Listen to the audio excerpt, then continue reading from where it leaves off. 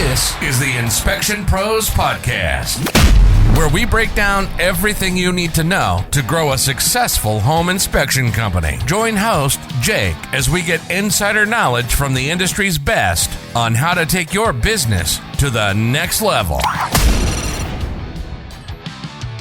Welcome back to the Inspection Pros Podcast. Today, I'm very excited to have Jay Hawreluk with us from AcuMax. And Jay is going to be talking to us about how you can leverage AcuMax in all facets of your business. Hi, Jake. Good to see you again. And thanks so much for having me on your podcast today. Oh, thank you so much for joining us. We really appreciate it. I know I really appreciate it. I'm excited to get all this information about AcuMax and everything in your head to our audience. Jay and I met in Texas at Pivot Point, an event that BirdFlow was holding. And we shared a lot of ideas and had some great conversations. And I learned a lot from Jay. So, Jay, I'm so excited to have you share everything about AcuMax today. Definitely will. You let me know. Where would you like me to start? So let's start with my introduction to AcuMax. So the first time I had heard of AcuMax, I took a test or an assessment. Sorry, I took an assessment, two assessments actually, and one of them was the Acumen, and the other one's the AcuMax Index. Is that correct? That's correct. And what I was so surprised by is when I got the results back from these assessments, how accurate they were. When you take personality tests for jobs, often you don't get much out of it, and they kind of put everyone in little boxes, and you usually can't leverage that in your business too much. So I had been familiar with like Myers-Briggs and DISC assessment, and I'd never really gotten too much out of those. And so I was very skeptical when I first took Jay's test assessments and got into the nuts and bolts of it and learned about it. And then the more I read on it, the more I got into it, and the more I learned from Jay. I was so impressed with not only what this tells you about yourself, but how you can apply this to your business, to hire better, to relate with people better and converse and just deal with people in a more effective way. And so, Jay, I'm hoping you could shed some light on what exactly those assessments are, and then we'll get into what that can do for you. Well, the AcuMax Index is a personality assessment that's not a personality assessment. We're clumped into that arena. Most personality assessments are based upon social sciences or observable behavior. And ours is based upon, the neurosciences. Mm-hmm. So let me explain. In the 18 to 24 month period after any human being on the planet is born, certain chemicals come together in the brain and they create specific neural pathways. Now, during this time period, there are millions of pathways that are created, but we measure 4 as they apply to business and relationships because, let's face it, business is relationships. Yeah. So we measure nature. This occurs in any individual. So people in the audience that maybe have kids, a good chance they went through the terrible twos. The terrible twos are because that's when your wiring pattern is the purest. It hasn't been inundated with external input. So what are external inputs? Well, where I'm born, a culture, nationality of where I'm born can have an impact on how I behave. Upbringing is very strong because that, parents or the adults that are raising us is very strong in the beginning. Education can change personality and behavior, age and maturity. When I was a kid, my dad used to tell me, Jay, the older you get, the smarter I'll become. And there's a lot of truth in that. Yeah. Life's experiences, all the good and the bad things that have happened to us over our lifetime change personality and behavior. And one of the unique aspects of humans is we can short-term change our personality and behavior. It's why every client we've ever dealt with has at some point in time hired the next greatest rock star, only to find out 3 months later or maybe sooner that they have a rock. Yeah. Because I know this comes as a bit of a shock to everybody here, but people can fib in the interview process. One of my favorite quotes was that if all the productivity improvements in resumes were actually occurring, we'd have 10% GDP growth annually, and that job interviews can be Academy Award-winning performances. So this is a deep dive into an individual. The beauty of it is it never changes. Only under extreme and rare situations, maybe a closed head injury, brain surgery, where the brain's forced to rewire itself. Yeah. With 99.99% of the population, that's not going to be an impact. So it gives you a really deep dive into an individual, which is critical. All right. So that's the AcuMax Index. Now, the acumen is our cognitive skills assessment. Cognitive skills simply tell us how quickly a person can grasp, retain, and utilize new information. Everybody eventually can. A good example of that is driving. Most people can drive. Of course, there's a lot of bad drivers out there. But what's the value of knowing this? Well, you may bring somebody into your organization and they may learn at a slower rate. Doesn't mean you exclude them, but maybe you slow down the onboarding process. Or on the flip side, maybe they learn at a faster rate. So you want to speed that process up to avoid them being, bored. So we measure two aspects of a person: their innate wiring, the environment they best thrive within, and then their cognitive abilities, how quickly they can learn, grasp, retain, utilize new information. Absolutely. And from these assessments, when I first met Jay, he had taken a peek at my assessment, and wow, it was like he was Sherlock Holmes, just deducing the way I thought and the way I interacted with people based off my assessment. Is that right? Well, yeah, we get business Kreskin all the time, and because it's just, we know how to read the results. Mm-hmm. And how the assessment works is it's a psychometric tool. And psychometrics are things you simply respond to. There could be, in marketing, they've used psychometrics for years. Psychometrics can come in visuals, can come in words, can come in colors, can come in smells. Perfume and cologne is a real good example of a psychometric. Somebody walks by and you go, wow, that smells good. The next person walks by, you're gagging, but they think they smell good, So it's a psychometric assessment. It's extremely hard to fudge, and it's a deep dive into an individual. And the reason it's so accurate is that's your innate wiring. Yeah. It does not change. Absolutely. And I totally understand it after having so many great conversations with you. But I think what we have to do so that people can really understand what this looks like is, if you don't mind, I would love to share my assessment and then have you break it down and show people what it looks like and what this means. Absolutely. All right. So I will share that in a moment. But while I'm getting that out, I'd love, and I'm sure the audience would love to hear a little bit about the story of AcuMax and how this all came to be.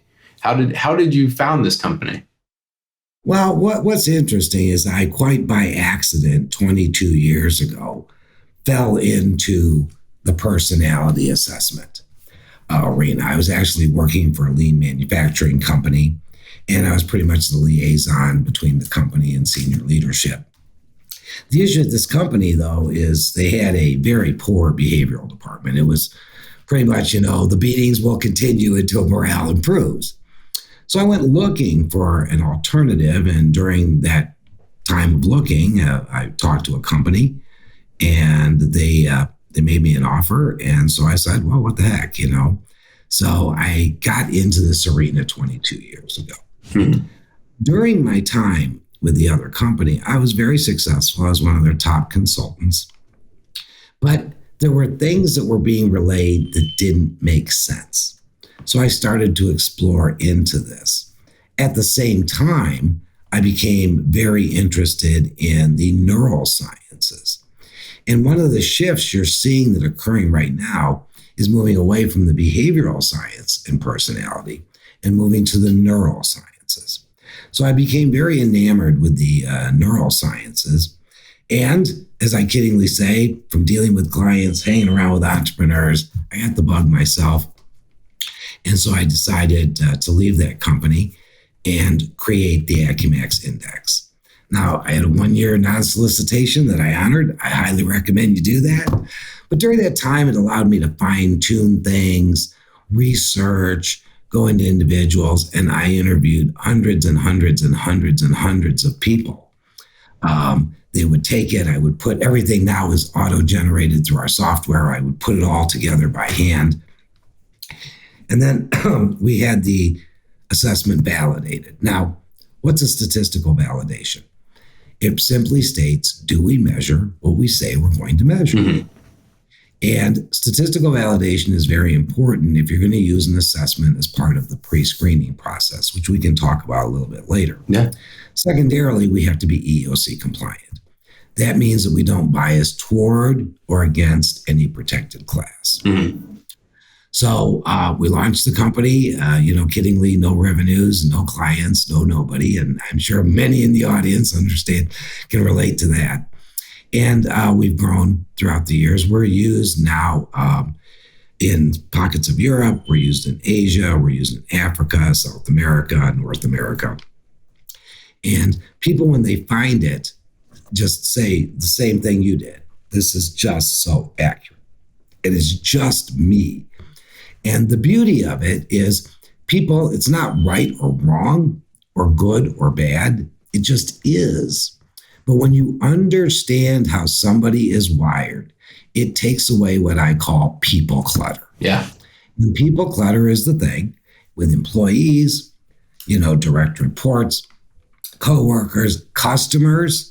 Those are the things that can drag on business, and it can actually, remove effectiveness. So understanding how people are wired gives you great insight, not into yourself, but dealing with others. And then also helping businesses align the right talent in the right role. The reality of it is standard hiring gives you about a 40% hit rate. That means 4 out of every 10 people that the average business hires perform as expected from date of hire. That means 60% do not. So a lot of companies, they have a couple of A players, they have a couple of B players, they have a group of C players. They're not happy with the C players, but they kind of, what are we going to do? So we do everything with analytics and data. There's no gut, there's no subjective. So we do everything with analytics and data. So if I want another Jake, I know his wiring, so I know exactly what to go get, Yeah. So that gives you kind of a little basics about I got into it. I've had lots of aha moments over the years. I'm sure. Of things that have happened to me in my lifetime and reflection back into my life, why things happened the way they did once I got involved in this. And it's truly fascinating. One of my consultants asked me one day, do you ever get tired of reading results to somebody? I said, absolutely not. Oh, no. I always enjoy the reaction. Yeah, and I can tell. I could tell how excited you were when you were sharing all of the results with everyone at the Pivot Point event. And that's why I'm excited to get into showing my assessment so that people can see, all right, what does this look like? And then how can this be applied to the business, whether it's hiring, whether it's building out a team. There's so many great applications for this that I'm excited to get into it. So I'm going to share my screen. And as I do that, one last thing, Jay actually has a special offer that he would like to offer the group. Would you like me to share that with them, or do you want to share that? Please do. It's special for Jake and all of you viewers. All right. So anyone in the audience who's curious, wants to take a look at AcuMax and see what all this hubbub is about, what I'm so excited about here, you can text Jake to 1-218-517-7985. I'm going to put the number in the caption, but again, you text Jake to 218-517-7985. I'll put it all in the caption, but please go check that out. I highly recommend it. That is, if they do that, text that, they get a link to do an assessment at no cost, right, Jay? Absolutely. You get a link through the text. It takes about 5 minutes to complete the assessment. And depending on the volume we have, it takes 5 to 10 minutes to get your results. But you'll get a PDF that will explain the basics of your reporting. It's just our give back to the audience. So I hope people take advantage of it. It'll be quite an aha moment for you. Oh, absolutely. It would be. And it was for me. And you're about to see why. So for anyone who is listening on the audio formats, whether it's Apple Podcasts, Spotify, anything like that, you're not going to be able to see this, but Jay does such a good job describing it that you'll be able to picture it yourself. But if you want to, you can go to our YouTube. This will be on both the Inspection Pros channel and the Under Pressure channel. This episode's going out to both for the pressure washing community and for the home inspection community. So if you can't see it, go hop on the YouTubes. You'll be able to find it. So Jay, what are we looking at here? Well, okay. The output has two graphs on it. Mm-hmm. All right. The top graph is your natural self. That is your innate mental wiring that sets at around 24 months. Mm-hmm. All right. The second graph, adjusted self, is a rear view mirror of the prior 90 days of your life. The adjusted self tells us how people are trying to adapt to their environment, what changes they're going through, if they're undergoing stress, if they're energized or de-energized by their environment. Now, we won't go into organizations and we'll see 95% of people that are de-energized. It doesn't mean they don't like their job. What it means is they're not getting the appropriate amount of their motivators, all right? So your top graph, the natural self, from these dots, and I'm going to read them in just a second, but it tells me Jake's orientation to ideas, how he communicates, which is not talk or think, but successfully process thought, his work style, how he handles pressure, how he prioritizes things, how much risk he'll make in decision-making, how much flexibility he wants in his environment, where he gets his self-confidence, how he best learns. So you have all of this information in a quick 5-minute assessment. So that's when we can go into after I talk about how what the dots say. That's why it can be used in the hiring process, the onboarding process, how to effectively coach people, how to set goals, and give feedback to an individual, how they make decisions. So it's a wealth of information in a couple of quick minutes. I was so surprised when I got the report back. It wasn't just this. It's to the audience, you have to understand there's pages of how you interact with people, how to hire, how to coach them. It even says interview questions to ask specific people. So this isn't just it. And Jay, I was so surprised that what you just said, the wealth of knowledge, just made me think, wow, yeah, there really was a wealth of knowledge you get back from this report. Yeah, just for the audience, you'll be getting your natural and adjusted self graphs, drive intensity, which is the natural self, effective engagement, the environment you best thrive within, what the adjusted self report is, or read, and how to best interact with me. So we do pare it down a little bit because of volume. It would probably take 15, 20 minutes, maybe a half an hour. But if you ever want additional information, you please feel free to contact support at AcuMax Index. That's where everything will come from. Mm-hmm. By the way, if you do take it and you don't get the results, please check your spam folder. But it's support, SUPPORT, at AcuMax, ACUMAX, Index, INDEX.com. All right. So thank you. Now I'll explain how it's set up. Yeah. So in the natural self on the left, you see RL of 52. RL means response level. So Jake selected 52 words.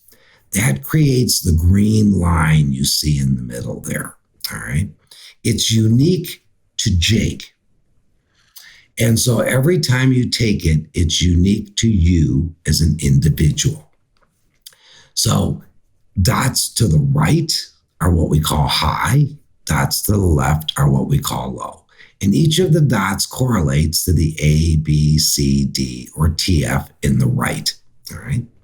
So just to give you a thumbnail on this, I want to step aside and say, really, to fully understand everything AcuMax can do and all the power is about an 8-hour workshop. Yeah.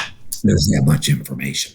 We don't have 8 hours today, but I'm going to try and give everybody a real good impact of what it is. So A is what we call, well, before we do this, I'm going to read Jake. Okay. All right. Jake is motivated by the opportunity for face-to-face people interaction. He likes positive encouragement and the offer of help. Though he may not always take that offer, he does enjoy it. He's also motivated by freedom and autonomy, the ability to do things his own way. He thrives best in an environment that has variety, where he can pivot and switch gears. He likes flexibility in his environment. And although Jake may come up to somebody and tell them an interesting, fascinating 5-minute story, when you come up to Jake and he's busy, he wants the critical points of information relayed quickly. So there's a little snapshot on Jake. And imagine my shock when I sit down for lunch with Jay in Texas and he's just explaining myself to me better than I could explain myself.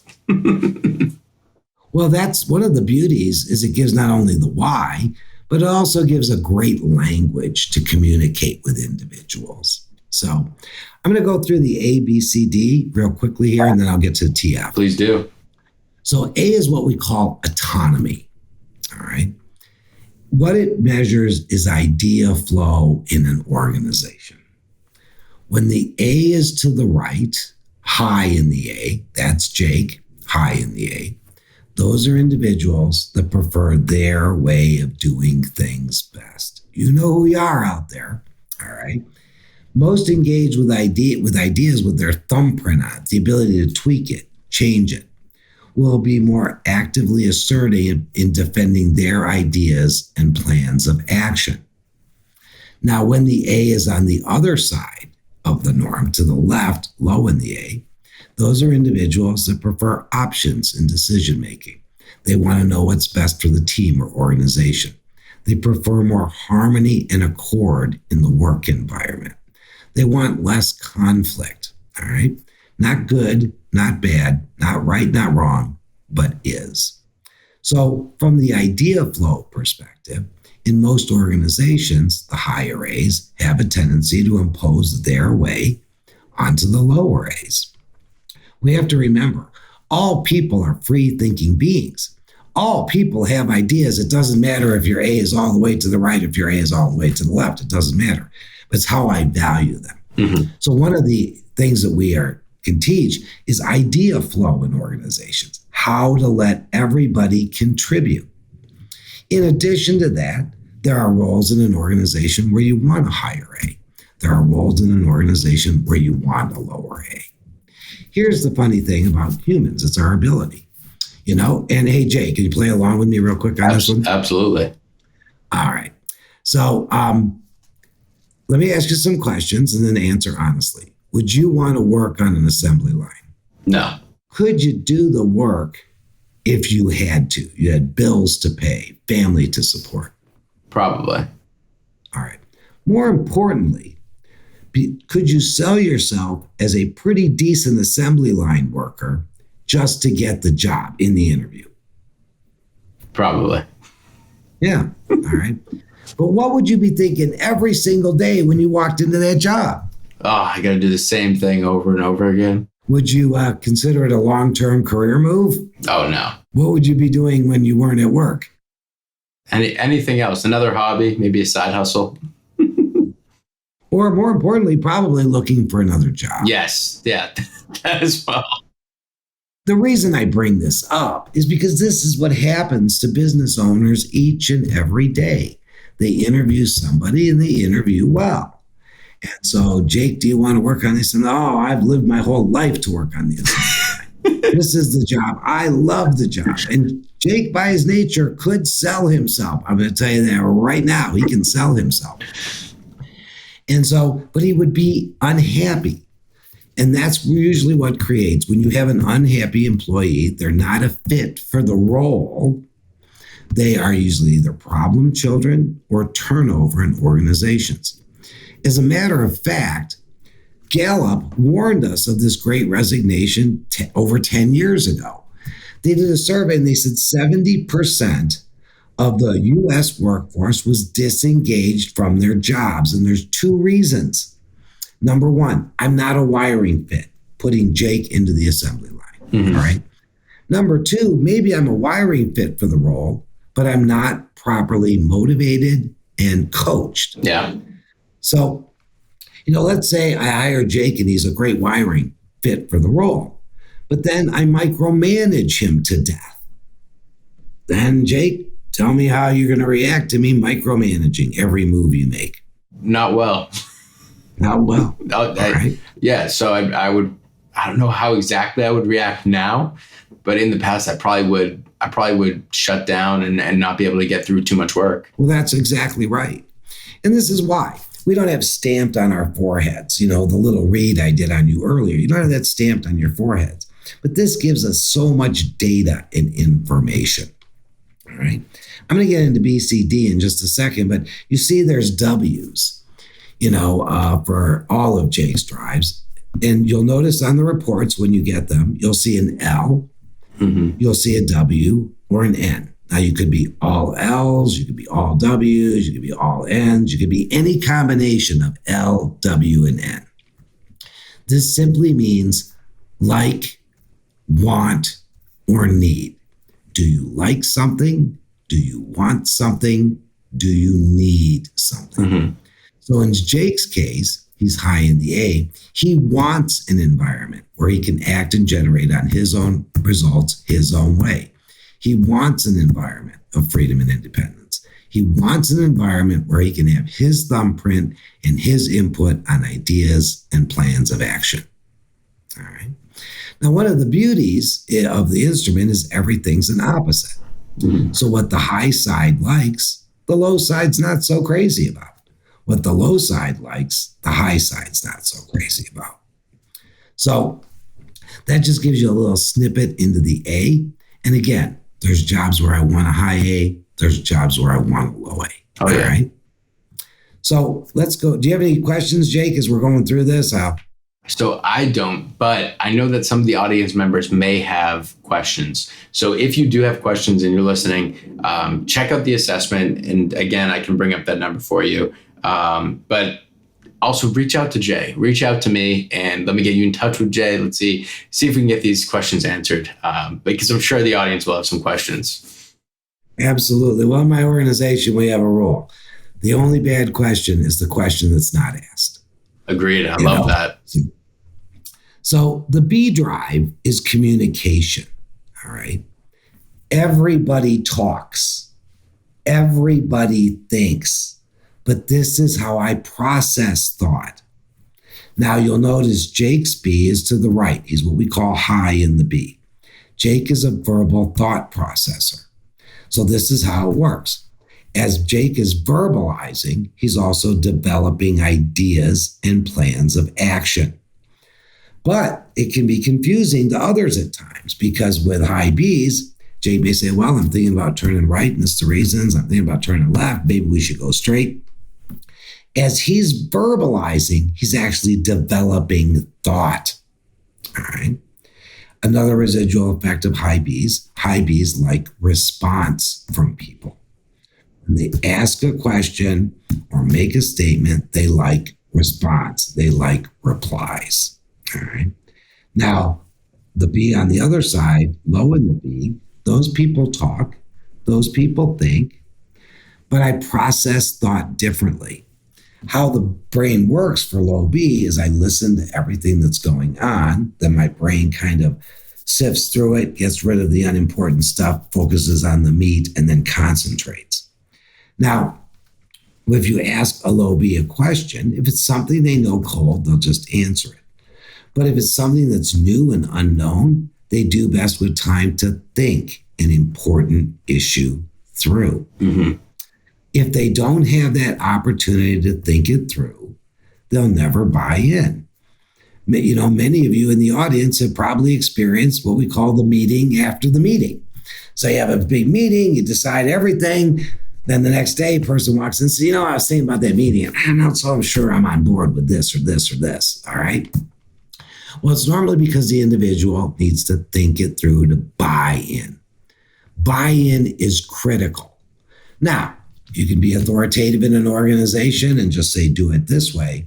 But when you can engage people, because the number one thing all employees want is to self-empowerment. So when you can engage them, and then you understand the techniques to use. What ends up happening with the high B and the low B is the high B makes a statement, the low B starts thinking about it and doesn't respond.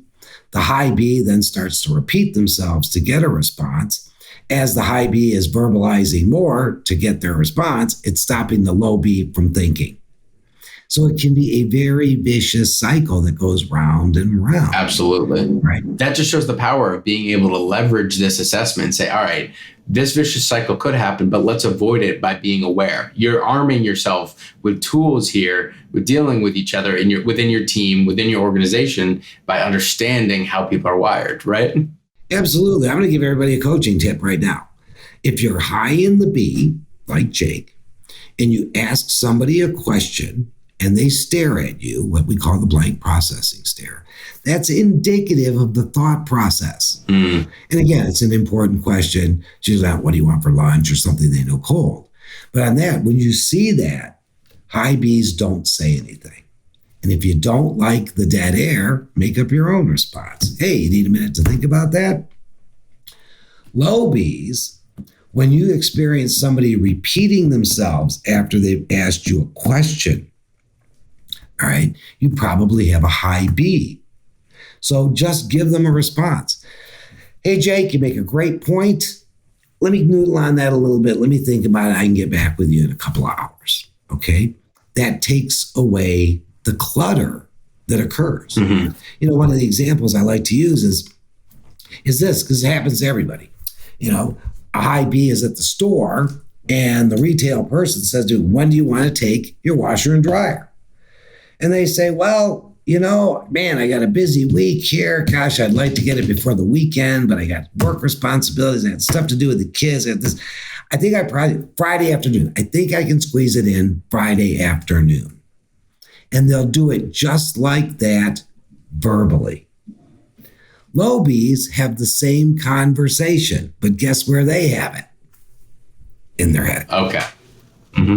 It's many of us have heard the old sales adage, you know, the person who speaks first loses. And that was definitely developed by a low B. All right. So here's that little trick. High Bs, when you see the stare, when you ask a question, don't say anything. Give your own response. You need time to think about it. Low Bs, if you see somebody repeating themselves, you know, give them a response. That's really what it is. Yeah. Let me think about it. I'll get back with you. It's an acknowledgement. Yeah. Now, there's roles for high Bs in organizations, and there's roles for low Bs in organizations. Okay. Quick little side story. One of my clients has become a very good friend of mine. His training was as a chemist, and he's high in the B. And usually chemists by their nature are low in the B. So his first job out of college, he got with this company. And after a couple of months, the employees were going to the owner going, this guy's driving me crazy, man. He's coming over, he's talking to me all the time. And, you know, so actually the owner pulled him aside and said, you know what? I know you're a chemist by nature and you have a great background, but I think there's a better role for you in the organization where you can be out interfacing with people using your knowledge. And he's been incredibly successful in his career. And he kind of goes back and he said, that was actually a big changing point. And he said, I didn't realize why I was irritating everybody, because the majority of the chemists there were low in the B. They were heads down. They were analyzing. He's high in the B. He's walking around, talking to people. And so that's very interesting about how you align with background and skill set. Yeah. Okay. Absolutely. C drive is what we call patience. Now, the drives get their names from the high side. So Jake is low in patience. All right. That doesn't mean that sometimes he can't be patient, but his nature is to be more impatient. Well, characteristics of being more impatient is, well, I ask you, Jake, you do a things to do list 1, 2, 3, 4, 5. Where do you start? It depends. Usually at 1. But it depends. It depends. Will you always go to 2 after 1? No. Based on what I prioritize things as. If it needs to be timely or something I can crack out real quick. Well, that's kind of an interesting concept with low Cs. By nature, we are more a juggler with our work activities. Yeah. So we'll do a things to do list 1, 2, 3, 4, 5. We may start on 27, hop back to 6, go to 4. Yeah. All right. We accept elements of pressure. We may not always like it, but we accept it. All right. We want to make a quick decision with all other drive needs taken care of. So the C drive, it's how I work. It's how I accept pressure. It's my speed of decision making. And actually, it's also our innate fuses. And I'll explain that in just a second. Now, high C, the opposite of Jake, those are individuals, high in C. They prefer a sequential environment. They set their plan of action 1, 2, 3, 4, 5. They start at 1, finish it, go to 2, finish it, go to 3, finish it. They like having a plan and following it in order. Oh, yeah. They will actually push back from pressure that they deem to be undue pressure. And I'll give a couple of examples, all right? So they're more deliberate decision makers. Let's talk about the interaction of low C's and high C's. So a low C goes to a high C and says, hey, I need a decision on this. And the high C says, well, I can have it for you at 4 o'clock today. The low C is like, it's 9 a.m. in the morning, 4 o'clock. Oh my gosh, that's so much time. Why does it take so much time? So a low C decides they're going to speed things up a little bit. So I'm going to walk into the high C's office in an hour. I'll be texting them. I'll be calling them. You know, I'll be going back into their office. I'll bug them 5, 6, 7, 8, 9 times. Yeah. When it comes 4 o'clock, the high C's walk in and say, do you have the decision? The high C says, no. Well, why not? Well, if you hadn't interrupted me 17 times, I would have it. There's an example of the pushback. I love that. You've experienced most of these other drives in your life and your organization. Oh, I'm sure everyone has. And just to the point, now that I'm thinking about it, after you described it a little bit more, I wouldn't start. You just asked me, Cole, I wasn't prepared for that question. Now, being prepared for that question of the checklist, I would probably start with whatever I deemed to be the most effective to reach my goal. Whatever in that checklist, whatever I thought, all right, if this is the mission, I'd go through the checklist and say, all right, number 12 is going to get me one step closer to our mission or closer than the other steps. And so I think that's what it is, being more task oriented, right? Well, yeah, I mean, it's really be more of a juggler. You answered it right. You know, sometimes I'll start at 1. Yeah. Sometimes I'll start at 7. That's a very low C aspect. Actually, kind of one of the things that's kind of interesting we've noticed over the years is low C's will put the hardest thing at the top of the list, and they'll do all 47 things underneath it, hoping that it will magically fall off one day. Yeah, that would be nice. You know? And so, but that's what being a work juggler is. I'll set up things to do 1, 2, 3, 4, 5. I may start on 27. Yeah. You know, because low C, I'm more impatient. I want to make a quick decision. I'm more impatient. I do accept elements of pressure, except I also put low C's put pressure on themselves and others. High C's are the exact opposite. And the reason is because of how the brain works.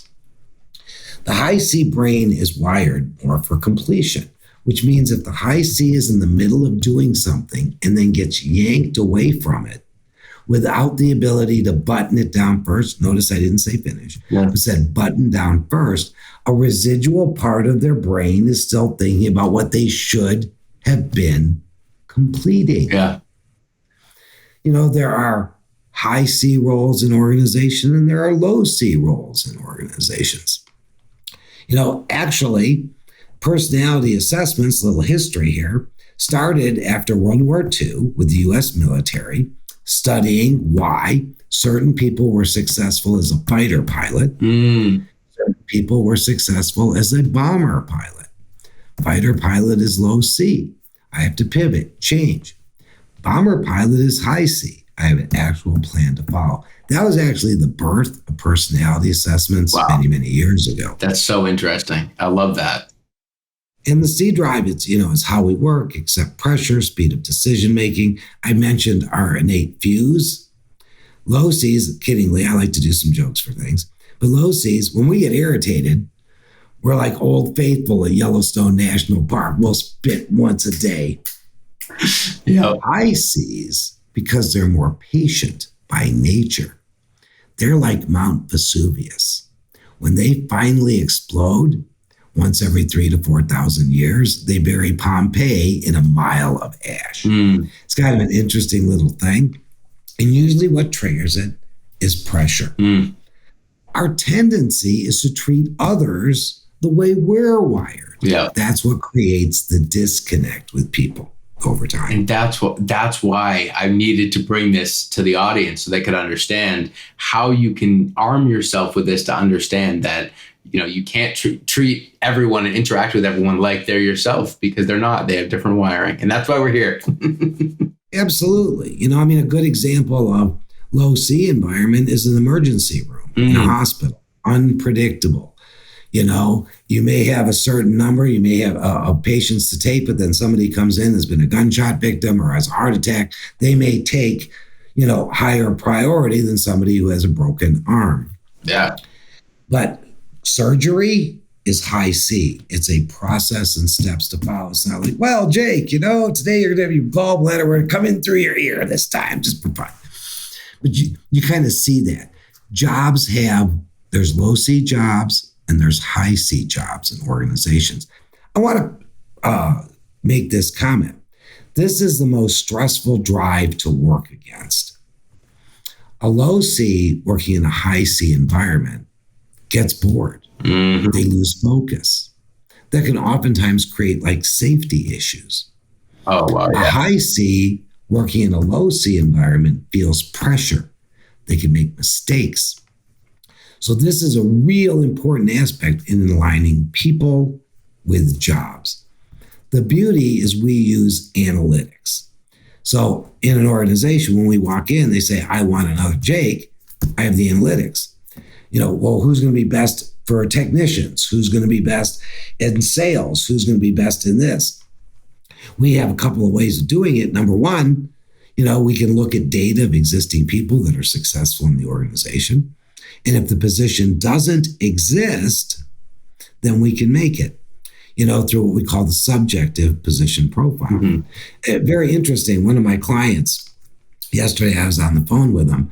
They're looking for an executive director for their organization. And so he brought together the search committee and they created a position profile subjectively. And then there's another executive director that works in a different organization. So we would like somebody just like him. So they went out, had him do the survey. All right. It matched what they created perfectly, which validated, because they're like, how do we know we created it right? Well, you want somebody like this person and you created it correctly. Yeah. And then it gave them a lot of insight into the candidates that they had. Mm-hmm. Because how we look at it from hiring is, are they wiring match? Then do they have the background and skill set? I may have a great wiring for the role, but if you're looking for an orthopedic surgeon and I don't have medical school training, could be a problem. Oh, yeah. So you want to go on those. Actually, a lot of skills can be taught. Obviously, medicine, you have to go to college, to medical school for it. But in the skilled trades, a lot of our clients are using this tool to train people. We do a lot of work in manufacturing and machining. The average age of a machinist is 60 years old. So they're finding people who have the wiring for it. Then they get on the acumen to see how quickly they learn, look at what their mechanical aptitude is, and are creating a whole new workforce. And the reason I bring this out is because the next big initiative in the next 10 years is for employers to be able to offer opportunities and train people for those roles. Uh-huh. Because a lot of clients say, well, we can't find people. You may not be able to, but you can find people. Yeah. We actually had a client many years ago. They were having a hard time getting salespeople. So what they did is they constructed the salesperson profile using the psychometrics. They created ads to attract them. And it was basically, hey, do you want to get involved in hospitality? We're going to teach you hospitality. We'll teach you all the aspects of it. And then you can become a salesperson for us. So they taught the background and skills necessary. Interesting. The residual effect of that, though, was as their competition found out about it, they wanted these individuals because they were highly trained and they knew they could sell. But then that comes into the key aspect of being able to motivate, to engage, and retain. Yeah. I'll do D drive. I know lots of information here. So D drive is what we call certainty. Now, this has nothing to do with intellectual learning. Yeah. Nothing. All right? It has everything to do with how much information I want for effective decision making. So Jake is low in the D. He wants the W, an environment that offers him flexibility. He wants the critical points of information, the summary sheet when people are proposing ideas to him. He wants less rules, regulations, and structure in his environment. When the D is on the other side, those are individuals who prefer quite a bit of information. And again, it depends the amount. Do I like the information? Do I want the information? Do I need the information? I want to know the rules, regulations, and structure of the organization. I want a lot of proof in decision making. Jake is a low D, can make decisions that make high Ds sweat, because he's more accepting of risk. Actually, lower D, because I don't need the information, I'm more accepting of risk in decisions. High D, because I do want the information, I'm going to be wanting to minimize it. Now, I want to make a point here. Everybody makes risk decisions.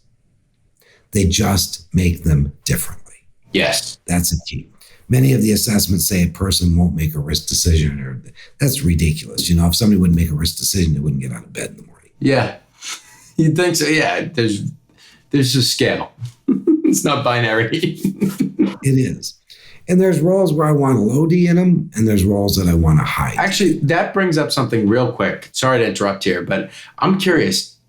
Is this something you deal with often, like telling people that, hey, this isn't binary. It's not just high and low. There's a scale in between. Is that something you have to talk about often? Well, there's a scale and there's relationships. The scale, the like, want, need, the intensity factor of it. There's the relationships of the A and D, alpha and delta. There's the relationships of the A and B, alpha and bravo. There's the relationship of the C. When you use the C drive, the AD relationship, the AB relationship, those are the critical points that we use to create a profile for a job. And then people are matched to that. Green, yellow, red. Green's a go. Yellow's cautionary. Now, we have yellow in there because there's some cautionary individuals that'll work well. And we also realize it's a tighter employment market. Yeah. Red is a no-go. And I was talking with a prospective client. He's a member of a group. I was talking to him a couple months ago. And he said, a lot of members in this group use your instrument. And they all across the board said, yep, we violated the process. We've hired a red badge. How did it work out? We had to fire them. So we save you time and money and create clarity. And he was so intrigued. They become clients now. But he was just so intrigued by it. And that's one of the things we say. If you follow the process, you'll get great results. It's kind of like this. Jake, if you're not a fit for a role, no matter how much you're referred, no matter how much I like you, no matter how much we have common friends and interests, if you're not a fit for the role, I shouldn't bring you in. And one of my clients, she said it best. She said, when I don't hire somebody, I'm actually doing them a favor. Yeah. Oh, it makes sense. Because they're not going to have a bad impression of us, and we're not going to have a bad impression of them. This kind of gives you like a sneak peek into the person's mind. Like, I feel like I've just shown an X-ray into my thoughts to the audience. And I'm totally comfortable with that because when I did meet you, Jay, what did you say? That I had the best wiring? And why is that? I said that because you got to love who you are. Yeah. Somebody who's the opposite of Jake, they got to have the best wiring. Oh, yeah. You have to love who you are. Now, we all have strengths. We all have limitations, and for the audience, I'm wired like Jake. Yep. We're actually very similarly wired. But when I say that, you have a best wiring pattern. I say that to individuals all the time. You have to love who you are. Everybody brings a specialness to the organization. Everyone has strengths. Everyone has limitations. There's no good or bad wiring. The best wiring is who we need for a particular role. And you're doing them a service. Like you said, you absolutely are. Why set people up to fail, essentially, if you can get this snapshot of someone's thought process and their wiring and say, all right, they would be set up for success in this role or they wouldn't be. And now you kind of know ahead of time, right? And that's fantastic. You're setting them up. You're absolutely right. Turnover is costly for organizations. If turnover was a line item on financial statements, people would be shocked at the cost. The issue is a lot of these studies come out and say, well, a $25,000 employee is going to cost you $150,000 to replace, and people don't believe that because that's a little stretched out. But if you look at it like this, even if let's say they're a $25,000 a year employee, do you have the time of going through the interview process, checking references, people's time in interviewing, onboarding, and then, they may do the job for a little bit, and either they self-select out or you have to ask them to leave. Then you have to start the process again. It costs you money and it costs you time. Majority of our clients get a positive ROI with one hire. Yeah. And that's key. And the smaller the business, the more impactful the wrong hire becomes. Oh, absolutely. It was funny because we had a client that engaged with us a little bit. They taste tested it about a year and a half ago, and they decided they didn't need it. And then about 6 months later, they call us up and they say, I think we need you. Why? Well, we didn't think we did. We hired this guy. We thought he'd be great. We had to fire him after 4 months. So there's there's just the way it is. Standard hiring gives you a 40% hit rate. Doing this makes it about 85%. Now, it's not perfect. There's no perfect tool. Jay could have the right background. He could have the right skill set. He could have the right attitude. But if he's going out to the casino every night and staying out till 4 a.m., it's going to be really hard for him to be sharp and on the job at 7. Absolutely. So there can be these things. But if you hire to the right profile and then motivate them the right way, giving Jake freedom and autonomy to set his own goals, give him his thumbprint on things, allowing him to verbally discuss issues and problems through, it's going to engage him more. And having this data improves interactions across the board. Yeah. So, Jay, I'm sorry to stop you for one moment. We are going to take a moment to hear a word from our sponsor, Pair Payments, and we'll be right back. The home inspection industry is highly competitive, and you need an edge to stay on top. You certainly can't afford to give profit away for no reason. But what if I told you credit card processors may be overcharging you and robbing you of profits you've worked hard to earn? It's time to put an end to being overcharged for payment processing. It's time to take back your profits. That's why we've put together a free report, How to Avoid Being Overcharged by Your Payment Processor. Head over to takebackyourprofits.com, download the report, and put an end to being overcharged for credit card processing. You've worked hard for your sales, and you deserve to keep it. What are you waiting for? Go to takebackyourprofits.com and download your report today. All right, and we are back. We are back with Jay from the AcuMax Index, who's discussing this in great detail for us today and giving us some great insight into the neural pathways here, how you can understand and how you can really use these to your advantage. So, Jay, let's finish up with this, and then we're going to check out some overlays and get into some more detail. I want to just talk about the red dot that you see here, the TF. That's called the tilt factor. What the tilt factor does is two things. Number one, it's how I tilt in an ambiguous decision. Mm-hmm. 50% of the numbers say turn right. 50% of the numbers say turn left. What will tilt me? When the tilt is low, like it is with Jake, he will consider the subjective or the gut feel. When the tilt is high, that individual is going to be driven more by objectivity, more data. High tilts can make gut decisions, but as a client once said, I make that decision, but it kind of haunts me. All right. The second thing it does, it's innate approachability. Low tilts have lower space zone requirements than higher tilts, Yeah. So if your tilt factor's on the green line, it's like here, there's your zone. If it's lower, it's like this. If it's a higher, it's like this. So it can understand some of the differences. Now, we measure tilt in mild, fairly intense, very strong. So it can impact it. Now you can have two identical wiring patterns with different tilt factor, and it actually changes the persona. Why? Low tilt warms the profile, high tilt cools the profile. Yeah. I do want to point out that about 2 to 3% of the time, the tilt factor can be an issue. It can be either way too low in a profile or way too high in a profile. Mm-hmm. Now, way too low or way too high would be 15 of those little notch marks you see. Okay. Jake's is just fine. But we do see that at times, and it does give added insight. As a matter of fact, we had a client and contacted us and said, I have this candidate. They have a good background and skill set, but I'm very, very concerned about the very low tilt. Mm-hmm. So he asked one of my consultants to sit in on the interview. The candidate started crying in the middle of the interview about how much they wanted a job. Wow. Now, that's not really going to get you jobs.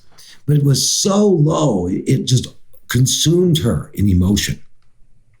And actually, she called back in the office and spoke to one of my other consultants, about it. Obviously, they didn't hire him. And he said, look, let's give you some coaching on this. And this is why. She goes, I can't control myself. I just want the job so much. I just cry and cry. Well, that's because her tilt was incredibly low. It'd be like all the way to the end of where your graph is, all the way to the left. So it does give valuable insight. Every dot, every item in here gives valuable insight into people. Now, I do want to make a comment about adjusted self. You see Jake, he's a little de-energized.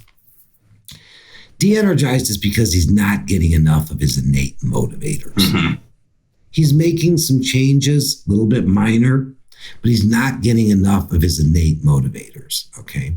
So because he doesn't have it stamped on his forehead. So how do I energize Jake? Give him, more freedom, flexibility, and autonomy, opportunity to talk things through, really look at him from just a goal accomplishment perspective. Look at it like this. When you have motivators and you give them to somebody, it energizes the wiring pattern. It pumps somebody up. Yeah. It's like when you're hungry and you eat, it gives you energy. Unless, of course, you eat and then you have to go to a seminar and then you get sleepy in the afternoon. But it does give you energy. So motivators are food for the wiring pattern. They're food for the soul. Yeah. So when you understand these things. Now, another comment I do want to make about adjusted self. Jake's not making any changes. There's a little bit, when we talk about a serious change, it's when a dot goes from one side in the natural self to the other side in the adjusted self. So it'll be Jake's A going from high to low. Mm-hmm. The more of these drives that change position between natural and adjusted self, the greater elements of stress an individual feels. And stress can rear its ugly head mentally, emotionally, or physically. Now, there's good stress, having to meet a deadline, getting a job accomplished on time. Bad stress is when you try and change who you are. Years ago, I walked into an organization and I did a presentation for senior leadership. And one of the senior leaders there, he was completely changing who he was.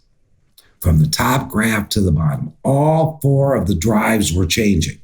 The highs were going to lows and adjusted. The lows in natural were going to high and adjusted. He was incredibly de-energized.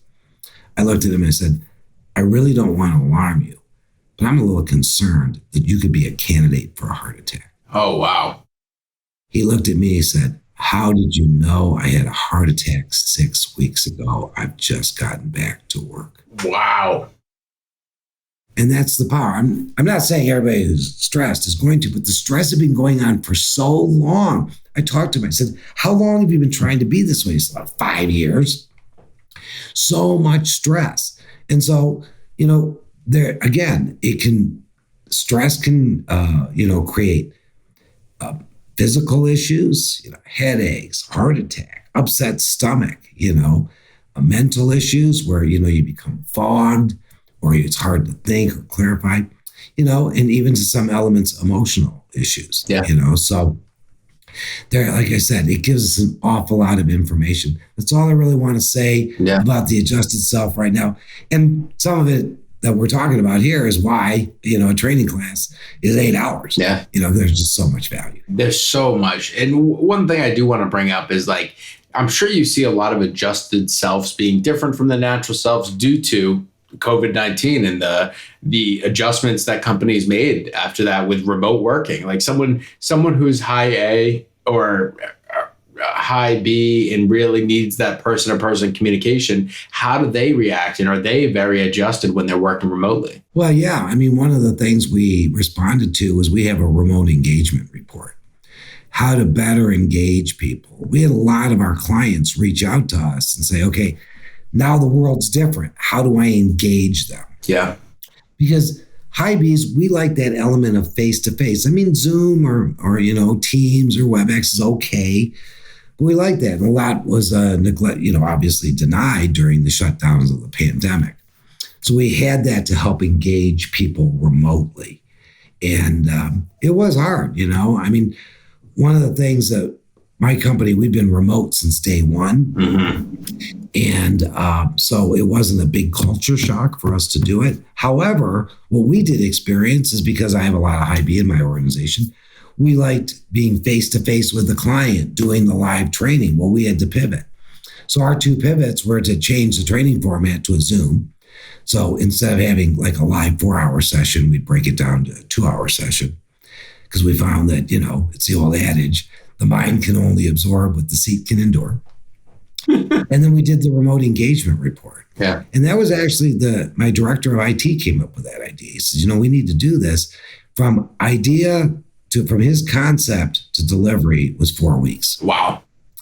So because we had to respond, and a lot of our clients, I love getting it, when emails, thank you, the remote engagement really helped us during this tough time. Yeah. We appreciate the things that you do. Because it's really all about engaging people so that they could be happy, productive, and satisfied in their role. And that's the goal, because then if they're productive, you're productive, the whole organization's productive, it just makes sense. Why not leverage this? Well, as with anything, where do we spend, as business owners, where do we spend the majority of our time? With the problem children. Yeah. The good performers we don't have to worry about. So let's get more of our time back by getting rid of those. And, it could be I'm not a fit or I'm not properly managed and motivated. People accept goals differently. They accept instruction differently. Knowing how to do that the first time eliminates angst, not just for you, the business owner, but for your employees and your team as well. Absolutely. And so now one thing I want to share, we just shared we did the natural self, the adjusted self, and now I want to show you another feature of the AcuMax here, which is the overlay feature. So you can take multiple people in your organization and you can overlay them and build a great team out that way, right, Jay? You can see where there's actually the whole graph with the 4 quadrants as well.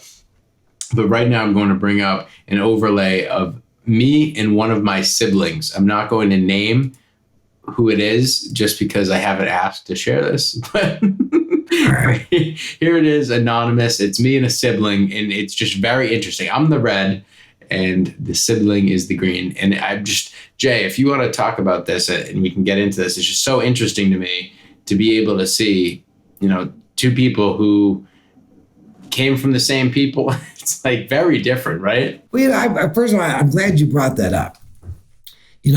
We know what chemicals drive that create the neural pathways for the A, the B, the C, and the D. But how they come together, we don't know. That's why you could have 2 blonde-haired, blue-eyed parents that have a dark-haired, dark-eyed child, or you could have, one sibling that's brown hair and brown eyes and another sibling with blonde hair and blue eyes. Yeah. We understand recessive and dominant genes from a physical perspective, but why do they form it the way that they do? So yes, this is very common. And the overlay function is for a couple of reasons. Number one, you can take your team and you can overlay. Do I have a gap somewhere? Yeah. Because, when you have a team full of clone wiring patterns, we all like doing the same things. Things fall through the cracks. To have an effective team, you need a diversity of wiring. But diversity of wiring is the exact thing that creates team dysfunction. Yeah. Unless I know the value. So just with this overlay with Jake and the sibling, they're both high in the A. They both prefer their way of doing things best. Well, what can happen in meetings? Well, Jake wants to turn right, sibling wants to turn left, so there can be a lot of time with head banging. That 5-minute conversation, which should be a 5-minute conversation, becomes a 20-minute conversation. Yeah. Because Jake's trying to convince, his sibling of the brilliance of his way of doing it. His sibling is trying to convince Jake of the brilliance of his way of doing it. Okay. So you can see that can create a potential clash. Now, the B drive, Jake is a verbal thinker. His sibling is an internal thinker. This creates issue too. Jake asks a question, gets the blank stare. Jake gets frustrated, repeats himself, which the sibling can't think. So, but here's the thing. Jake won't buy in unless he can verbalize it. Sibling won't buy in unless they can internalize it. But it's a graphic you can see. Go, okay, got it. Now we know what that issue is. Like, what's the disconnect in this relationship? Oh, we don't know. Oh, there's Acumen. It's telling AcuMax tells you right there. I love it. Absolutely. They're both low in the C. They like variety. They like juggling. The danger, though, is low C's want to make quick decisions. So we want to make sure that if we have a team of low C, are we making the decision too quick? You don't want to be too impulsive. Yeah, you need to balance it out. Again, there's strengths and limitations, And the D drive, Jake's sibling likes good amounts of data and information in the decision-making process. Because Jake doesn't really prefer that, the tendency of low D is not to give as much information to the high D. The high D gets frustrated. Now, on the flip side, the tendency of the high D is to give TMI too much information to the low D. When a high D gives too much information to the low D, well, Jake, when somebody gives you too much information, what happens to you? Cut to the chase. Let's go. You get impatient. You get impatient. Frustrated. And the tendency is fog out at times. Yeah. So I understand Absolutely. In a visual, most people respond really well to visuals. We have lots of visuals in our system, and we do that for a reason. You can lay the entire team there. You can put people in and out. You can take a group of employees and create one amalgamated group profile so you know how to lay down goals, set objectives. That also provides data for creating position profiles for hiring. So, we're a hiring tool, but we also are an employee and company lifecycle tool. What are the positions we need to fill? How do I manage individuals? How do I resolve conflict? Jake and his sibling, there can be conflict from the A drive. There can be conflict from the B drive. There can be conflict from the D drive. And there can be a conflict from C when they're making decisions too quick. Jake might make his decision to turn right, sibling to turn left. I'm glad you're going to ask permission, but I do want to do one more little side point. Yeah. This information can be freely shared in organizations and workplaces. This is not covered under HIPAA law, and we encourage it. We encourage it because when you interact better, so now Jake knows his sibling. When he approaches his sibling, he's going to say, okay, I have this idea, but he's going to know that his sibling is going to modify it a little bit to own it. Jake knows that he needs to give some degree of proven information and data. He needs to relay information quickly and then lastly, allow his sibling time to think it through. What happens is the interaction improves. The sibling the same way. I'm going to present my idea. Jake's going to tweak it a little bit. I have to understand that Jake's going to want to verbalize it. I'm going to just give him the summary sheet. And because he wants more data, he'll ask for it. So it improves that interaction above and beyond. So it's the hiring, the onboarding, the motivating, the coaching, the building effective teams is key, conflict resolution, And then one last thing I do want to touch upon, career advancement. Mm-hmm. Oftentimes in organizations, we take a great worker, we put them in a supervisory role, and then they're unhappy and they leave, and we have two openings then. There are career routes for individuals. We had a client that right before they engaged with us, it was an IT firm, great developer. And they thought, this guy's a great developer. We're going to make him the supervisor. Well, then after they engaged with him, one of the things after they promoted him, he never left his office. He didn't want to talk to anybody. He didn't want to engage with his people. Well, he was so very, very low in the B that creates elements of people and communication avoidance. Mm-hmm. So they said, well, we need our supervisor on. They got to talk to people. He won't talk to anybody. Yeah. Right? Well, they could do some coaching, but they actually realigned it. And then finally they went back to him and said, would you rather just be a developer instead of a supervisor? The guy's like, man, I'm so glad you asked me that because I didn't like this. I didn't want to do it. And frankly, I was thinking about looking for another job. Oh, wow. So it gives us information on how to properly advance individuals within the organization to eliminate the Peter principle, to eliminate turnover. That happens all the time. Take a great worker, promote them to supervisor, then they leave, and I've got two holes in my organization. Absolutely. And that makes sense. That really makes sense. And so I really hope that people take you up on the offer to text Jake to 218-517-7985. Take up Jay on this offer to do the AcuMax, because seriously, in 5 minutes, how long do these take on average? Our average completion time is about 4.4 minutes. So if you can, in 4.4 minutes, change the way you interact and hire and set up paths for ascension in someone's career, I mean, you can really optimize your business to a huge extent by leveraging this. The only thing, when you take the AcuMax Index, now the link is just for the AcuMax, not for the Acumen, cognitive skills.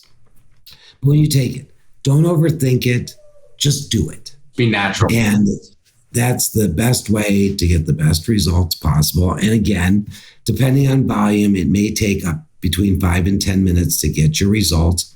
When you do take it, you will get the two graphs: drive intensity, the explaining of like, want, need; effective engagement, the environment you best thrive within; your adjusted self graph, and a report, how to best interact with me.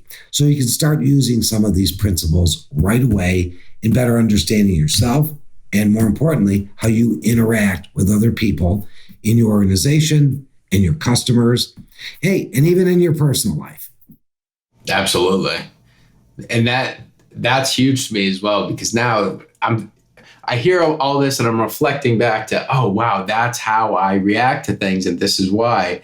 And here's how I can, tweak that a little bit, be aware by reflecting on my natural wiring. So it just seems like you can improve yourself by being aware and reflecting on it. All right, Jay. So, wow, thank you so much. Is there anything else you think we should cover? I think we pretty much covered the gamut here in a short period of time. You may have to cut this podcast into 2 parts because there's so much in here. Yeah. But no, there's a good basics and a good understanding. You'll get your report. If you want any additional information, please don't hesitate to reach out. Always glad to answer questions. It may not be me, it may be one of my team, but we're all very competent. And the biggest thing is understanding, number one, who you are, and then how to improve interactions with other people, and then how to really improve your businesses by hiring, coaching, motivating the right way, and quickly resolving differences. Absolutely. So, Jay, if someone does want to reach out to you and ask questions or ask for more information on this, what's the best way for them to reach you or your team? Best way is to where you get the report email, support@AcuMax Index. That's the best way. And the reason being is I'm not always available, but one of our tenets of our company is to amaze our clients with great companies, with great client service every single day. So it goes in, and then available consultants can jump on it immediately and get back with you. So that's one of our tenets, and we live to it every single day. But support@AcuMaxIndex.com, AcuMaxIndex And again, if you do it, you don't get your results in 10, 15 minutes, check your spam folder, but that's the best way to get back in touch with us. All right. Well, thank you so much, Jay. I really appreciate it. I know the audience will appreciate it. And to anyone who's listened to this episode this far, I highly commend you, because I know this at the beginning of this episode, it's hard to kind of let everyone know and portray what we're going to talk about. This is something that you really need to see it to start to understand and believe it, and how you can apply it to your life and your business. So I appreciate everyone sticking with us. And Jay, thank you so much for joining us today. Thanks for having me on the podcast, Jake. It's been my pleasure. I really enjoyed getting to meet you in Texas a few weeks ago, and I look to our future interactions and relationship. Absolutely. Me as well. And Jay, we are absolutely going to have you come back on the podcast. I loved your stories. I loved hearing all about AcuMax. So I'd love to have you on again. And I'm sure the audience would love it as well. Anytime you're ready, I'd be more than willing. Thanks. You're a great host. You made this a very easy podcast to do. I try. We had a great conversation, and we'll be in touch after the show. So thank you very much, Jay. Thank you very much to our audience. And whether you're tuning in on Under Pressure or Inspection Pros, please stay tuned for the fantastic episodes we have coming up. And if you've listened to one of the podcasts but not the other, go check out the other ones, because although it's specific to an industry, we have industry influencers in each industry and experts in each coming on. There's a lot of great topics that really translate well to both industries. So go check out both. You can cross-pollinate and pull some episodes from each. And stay tuned for our fantastic lineup of guests coming on each podcast. We really have been so lucky with the fantastic interactions and engagement we've gotten from a lot of the experts and influencers in each field. So thank you very much to the audience, and we will see you next week. Thanks for listening to the Inspection Pros podcast. If you haven't subscribed, go ahead and smash that subscribe button. And don't forget to hit the bell so you won't miss our next episode. This episode was produced by Jake Aronson. This has been a Pair Payments production.